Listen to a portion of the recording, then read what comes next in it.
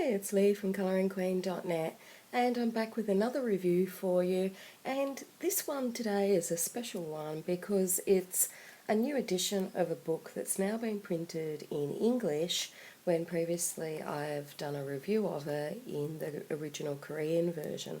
Now the book is called The Story of Pandora, and if you're interested in the original version of this book you can see that review with my other videos or on my blog.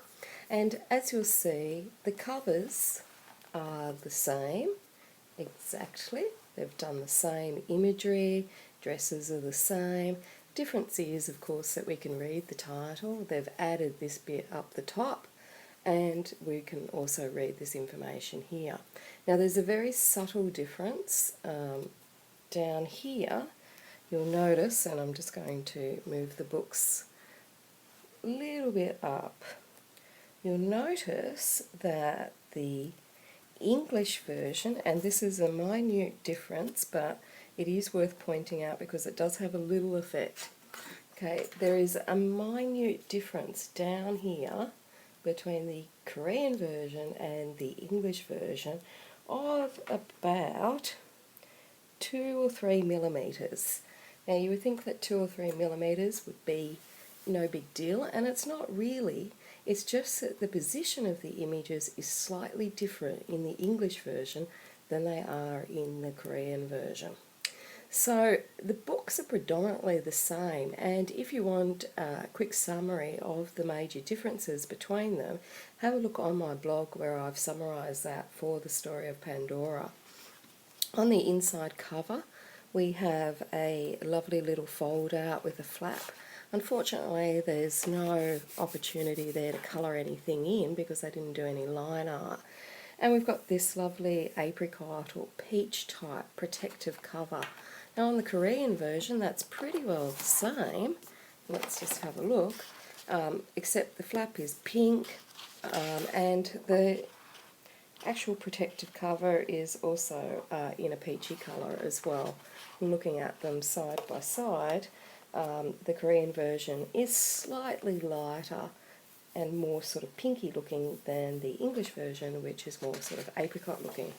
And just while we've got that book open, you'll see the Korean version has got this lovely little nameplate page here, whereas the English version, zipping down, has also got that as well, but the picture is slightly fainter. The line art is slightly fainter than in the Korean version. Now on the English version we have this lovely little line art over here to colour in, and looking at the Korean version that's there as well, but again it's slightly darker print. Now here of course the title pages are the same, okay, but on the English version the St. Martin's Press logo actually obscures some of the line art on the dress, whereas in the Korean version it doesn't. Now the real difference where those couple of millimeters matter, or where they might matter, okay, they don't matter to me because the advantage of having the English book far outweighs the 2 millimeters for me. But on the Korean version, the position of the line art actually starts a couple of little millimeters above, which means that you get to see more of the imagery right down below. So not so much on this picture will you notice it, but on some of the other pictures it might involve like missing a foot from someone or something like that. Now in all other respects this book is exactly the same as the Korean version. The paper is still a medium quality. The actual paper for the English version has actually got a slight texture to it. It's got more tooth to it than the Korean version, although the Korean version does have a binding that makes it very easy to lay down flat, whereas the English version you really need to be a little bit more forceful with it to try and get it to lay down flat.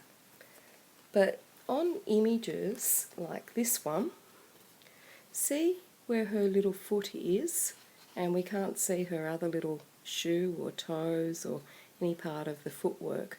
If we have a look at the Korean version,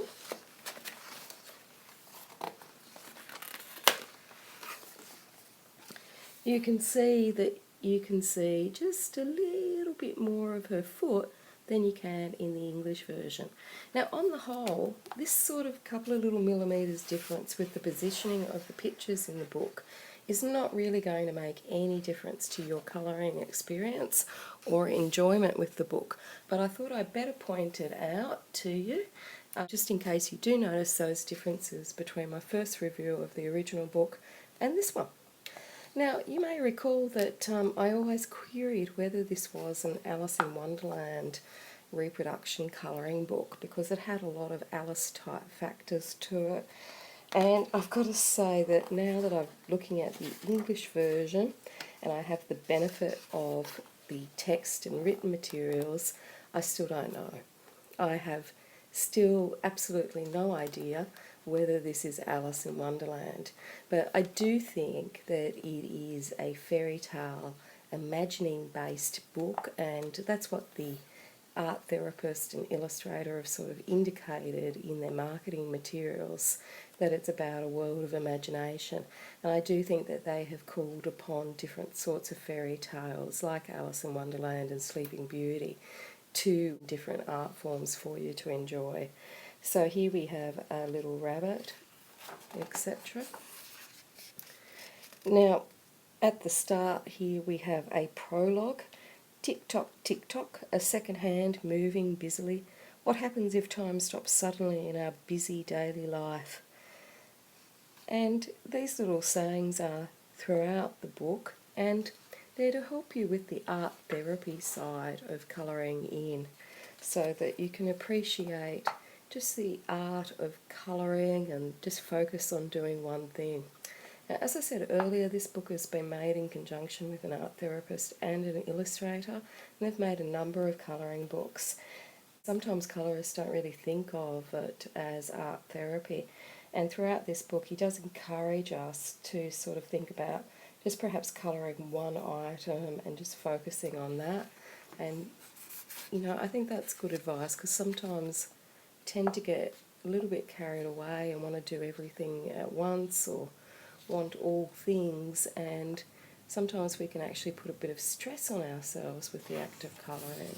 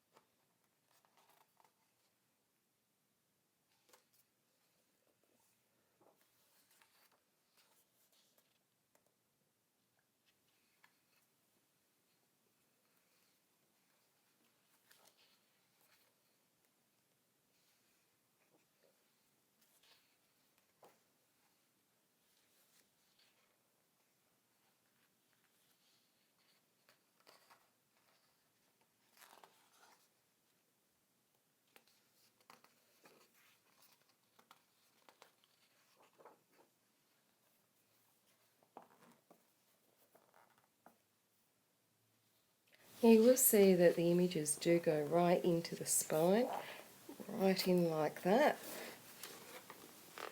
So these can sometimes be a little bit tricky to colour, but if you push the book over a bit, you can get into those edges where it's difficult sometimes to colour in. So you just need to push in and sort of be a little bit forceful to get into those spots. Now, once you are forceful with it, it will lay down, but you've got to sort of push it for a little while, whereas the other version laid down flat very easily, like a tired toddler.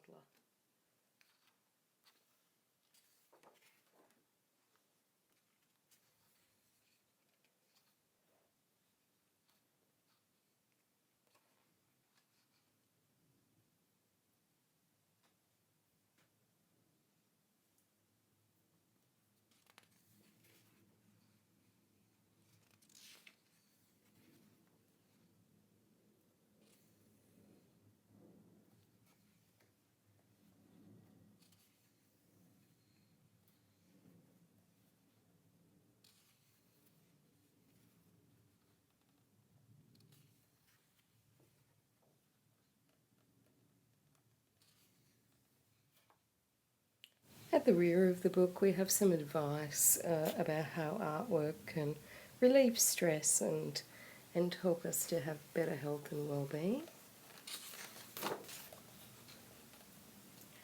And we've also got a visual index of the images included in the book.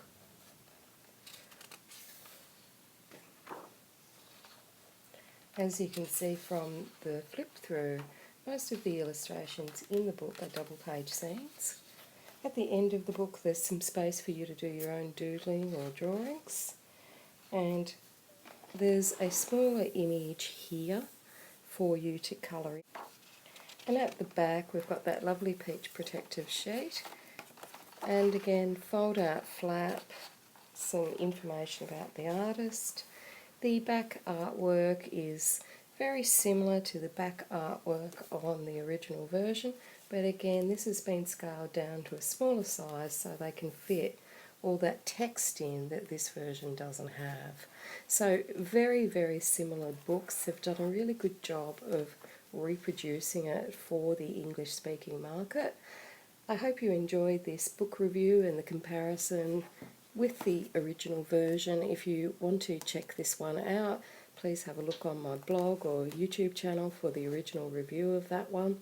And in the meantime, happy colouring.